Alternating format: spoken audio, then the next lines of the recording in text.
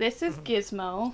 He's very stinky and he makes a lot of gross noises, but he's very sweet. I'm a registered nurse at ORMC, the level 1 ER. Outside of even the pandemic, I have just really wanted a pet, and it has made worlds of a difference because if I have a hard day and I come home, and sometimes you just need a good cry, he's always there.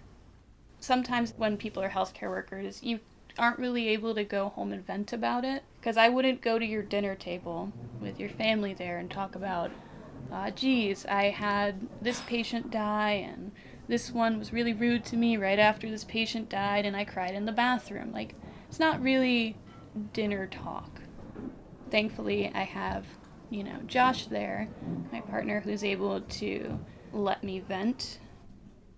Especially during the beginning of the pandemic, there was a lot of publicity surrounding the quote unquote like frontline workers working the worst of what COVID had to offer. And they're still doing that.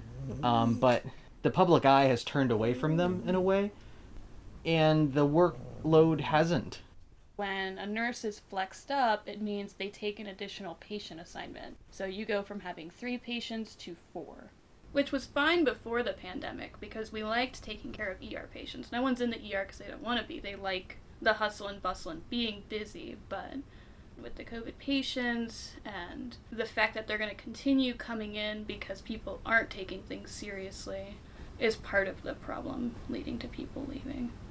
The workload is extremely high. These nurses oftentimes going 4-1, and then Caitlin was talking about having to be 5-1 the other day. And this is where are we? Where are we now? That was in February, and they're still working more than they should be.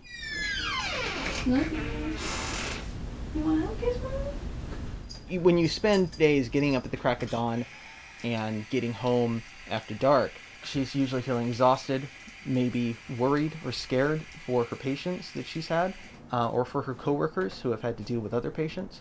And, sometimes, even though she does love her job, dreading going back. It's kind of an elephant in the room regarding that because everyone kind of worries about everyone at all times. There's this breaking point that some people are meeting and that's causing them to leave, and everyone just kind of looks at each other and is like, is this person going to leave us, or are they okay?